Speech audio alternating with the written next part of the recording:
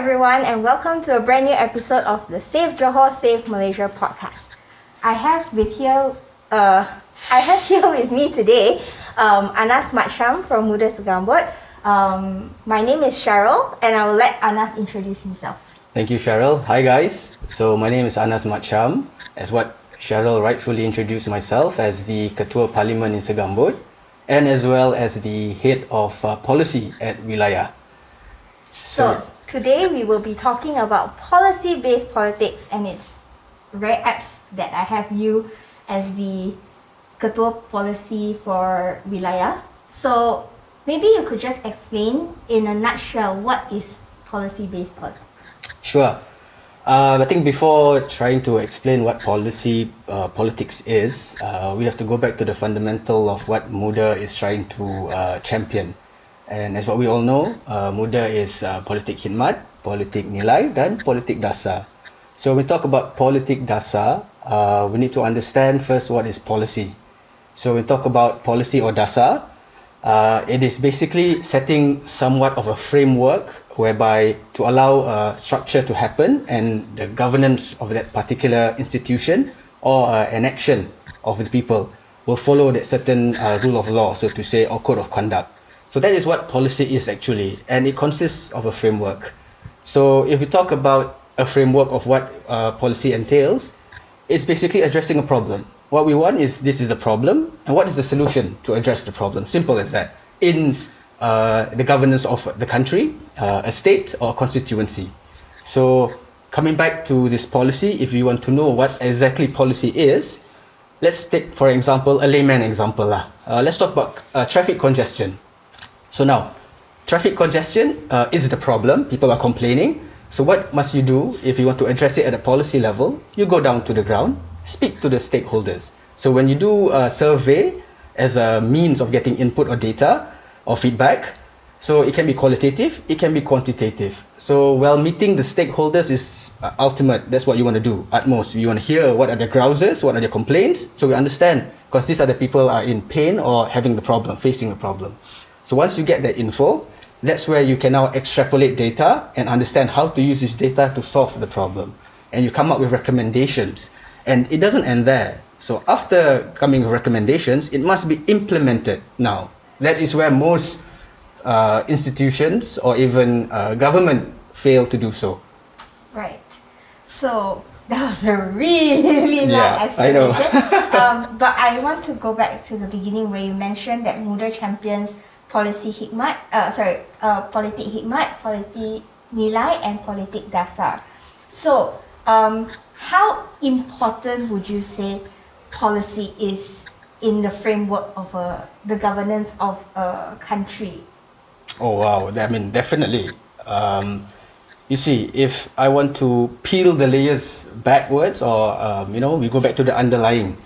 So again, policy dictates how you should act or how it should be, and it is actually to facilitate. It's the process of facilitating an action, right, and to derive to the best solution possible. So in running any government, in a government or governance of a government, that would be key, would be crucial and vital, of course. I mean, that's given without being said. That's why you have frameworks, you have code of conduct, you have SOPs and so on. Right. So this sets policy. Now that is looking very insular.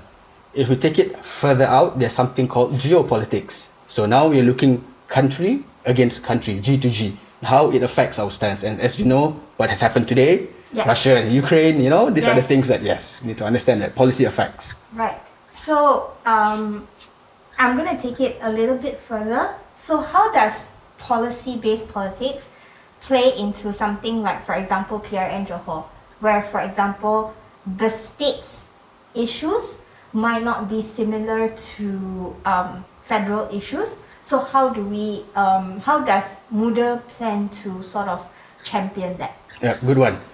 So in light of the upcoming PRN, definitely first being on the ground, listening to the pain points and the struggle of the people in Johor. There's 3.8 million Johorians, and you need to understand what is it that is your concerns, and it's not similar. They are always localized issues. Right. So these issues is what we want to hear, we pick up, and what the team has been doing on the ground, listening to the feedback, the complaints, the grouses, what they have.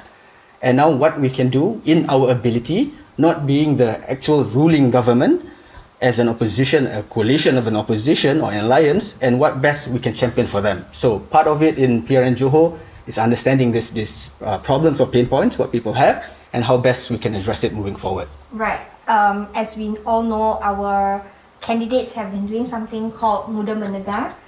So I believe that is the first step into sort of setting the policies. I mean, correct me if I'm wrong. Correct, definitely. So, okay, let's take it another step further. So, for example, being a Johorian, where am I going to find out what MUDA champions on behalf of Johorians? Good. Like any political party, coming to an election, they will produce a document. Well, the usual word or term is a manifesto, right? But I would like to actually change that a bit, or use a better word called a guiding document, because a manifesto somewhat does not perhaps just gives a picture of what you wish to do, but a guiding document guides us to the right path. We know these are the problems, we've come up with our recommendations, and we want to achieve the particular document to guide us in the right path. So what is the difference between a manifesto and a guiding document? Like how is it usually developed? Yeah, so it's actually about the same. It's just the term, how we use it. So a manifesto is somewhat saying there's a promise what we want to deliver. But in regards, on the other end of the spectrum, like I said, guiding document is telling you this is the actionable task you want to achieve the outcome. So that's the difference, the main stark difference. I see. And I believe MUDA would champion the latter, where, we would like to try, and even if, let's say, we do not become part of the government, we would like to solve these are the things that we want to sort of champion and help the rakyat in general. In regards to being part of the opposition, does every policy that MUDA come up with sort of defies what the current policies are? Defies meaning going opposed? Going against, yes. Okay. So when you talk about what are the current policies that we're going against with regards to? For example, current policies that we have, whether it be health or, stuff like that, do we sort of go against everything that the government is sort of championing? Yeah. Look, I think it's simple. End of the day, what we tend to or want to achieve is something pragmatic, realistic, not too idealistic, or even populist, dare I say. So coming back to a policy, what we are trying to implement and do, if it correlates or it coincides with an existing government, be it opposition or not part of us, or the ruling government, which is BN, which now is no more, the PRN. So if they do have good, strong policies that we can take action on and follow through, why not? Definitely. We're not just here to oppose, but to find what is the most realistic and problem-solving solution moving forward. Great. So I have another question, which is, how do I be a part of this team that develops policy? Okay, great. So in MUDA, like I mentioned earlier, we stress upon politik khidmat, politik nilai, and politik dasar. So definitely policy has been given a big scope to look at, to be responsible for. Right. Coming from the top at MUDA HQ, so to say, we do have a policy team there, and the states from every chapter, the representative of the dasar and policy will report to that particular person.